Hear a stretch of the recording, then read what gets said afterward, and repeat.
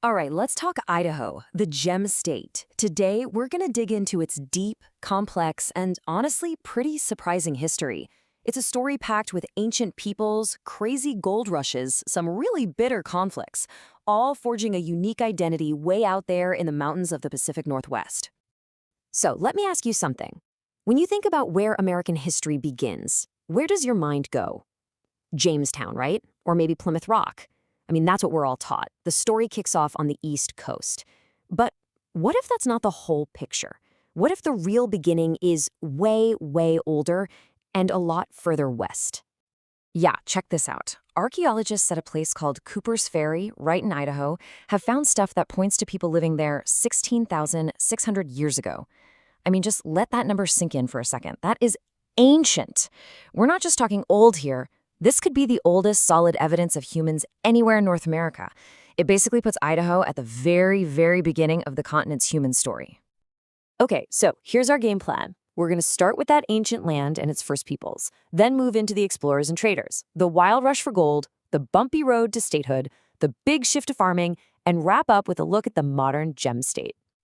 First up, ancient land, first peoples. So yeah, long before Idaho was even a thought, who was actually living there? We got to start with the original inhabitants who called this incredible, rugged landscape home for thousands of years. You know, Idaho's geography is super diverse, and that led to some really distinct tribal groups. Up in the mountainous north, you had the Nez Perce and the Coeur d'Alene, amazing fishermen and hunters. Then you go down to the south, into those big, dry plains, and that's where the northern and western Shoshone and the Bannock peoples lived, masters of that environment. And we're not talking about simple groups here. These were complex, sophisticated cultures that were perfectly attuned to the land they lived on. Okay, let's jump forward in time a bit to when the first Europeans started showing up. And here's a fun fact. Idaho is actually one of the last places in the lower 48 to be explored. Why? Well, just look at it. That remote, rugged terrain kept it pretty well hidden for a long, long time. So, the first big wave of outsiders, that was Lewis and Clark back in 1805. But right behind them, you had the fur traders. Suddenly, you've got American and British companies, like the famous Hudson's Bay Company, all competing for the region's valuable furs. And then, after the business, came the mission work. You had Protestants, like Henry Spalding, who actually set up Idaho's first school. And then there were the Catholic missionaries who, and this is amazing, worked with the Coeur d'Alene people to build the Cattle Doe Mission. And get this, it's still standing today. It is the oldest building in all of Idaho. For a long time, Idaho was basically just the hard part of the Oregon Trail, you know? It was the place you had to get through to get where you were really going. But then, in 1860, everything changed. Because someone found something glittering in a creek bed. Gold. And that discovery, it completely flipped the script for Idaho. We're talking an overnight transformation from this remote wilderness into a global hotspot. And the thing is, it wasn't just one kind of person who showed up looking for gold. This rush, and the railroads that came with it, brought in people from literally all over the world, laying this incredibly diverse foundation for what would become the state. And just look at the mix of people who came and stayed. It's fascinating. You had Mormon pioneers coming up from Utah, setting up these really organized towns like Franklin. You had English immigrants who often became leaders in the new communities, German farmers who knew how to make the land productive, and then you have the Basque shepherds, who created one of the biggest Basque communities in the entire country, right there in Boise.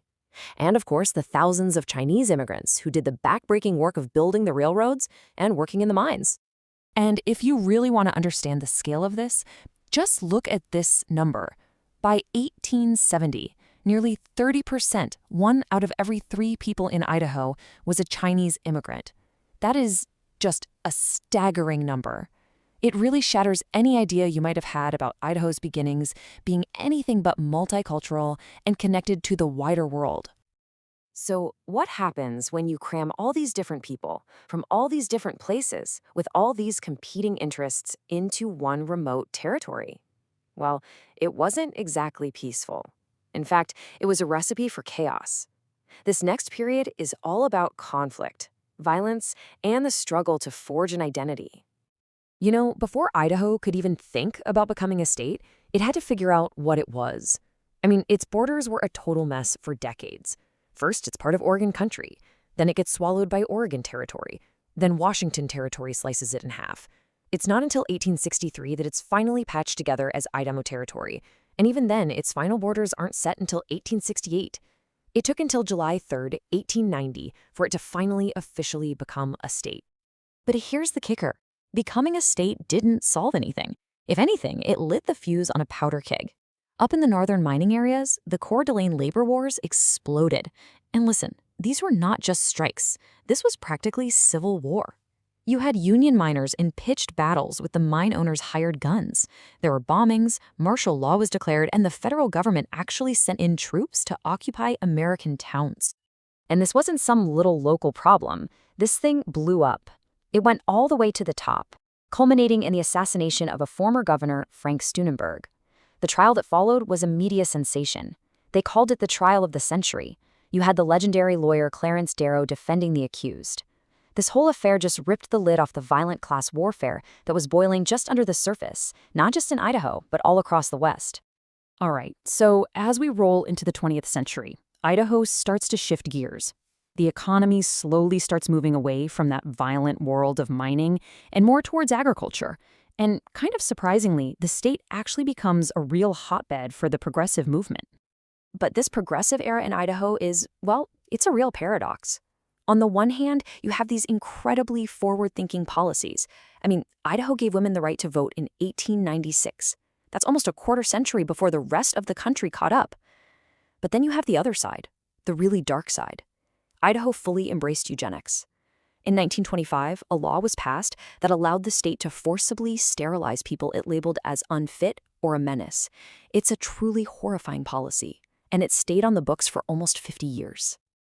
And that really brings us into the modern era, a period where Idaho is still wrestling with its identity, its deep divisions, and now some really explosive growth. The back half of the 20th century was tough for Idaho.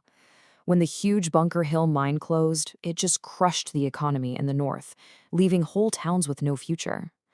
That feeling of being left behind, combined with how remote the area is, unfortunately made it a magnet for extremist groups, most famously the Aryan nations.